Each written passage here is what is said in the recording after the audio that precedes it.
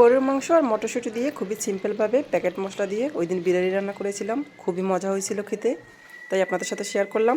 হলুদ মরিচ ছাড়া আমরা যেভাবে গরুর মাংস রান্না করি ওইভাবে গরুর মাংসের ভিতরে শুধুমাত্র রাঁধুনির বিরিয়ানির মশলার একটা প্যাকেটের অর্ধেকটা দিয়ে মাংসটা সিদ্ধ করে নিয়েছি।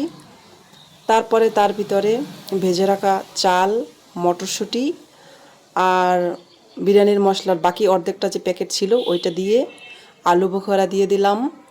তারপরে পানি দিয়ে এটাকে নেড়ে চেড়ে মাখা মাখা হওয়া পর্যন্ত রান্না করব।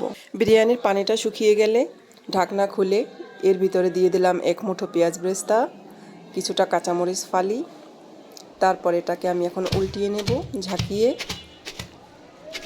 উল্টানো হয়ে গেলে স্প্যাচুলা দিয়ে এটাকে গাটা আমি মসৃণ করে, এখনও কিছুটা ভেজা ভেজা ভাব আছে তাই এটার গাটা মসৃণ করে আমি আরও 5 মিনিটের মতো ঢাকনা দিয়ে রেখে দেব। তারপরে ঢাকনা খুলে গরম গরম পরিবেশন করব। আমার মতো আপনারা কে কে এইভাবে সহজভাবে বিরিয়ানি রান্না করেন আমাকে অবশ্যই কমেন্টে জানাবেন।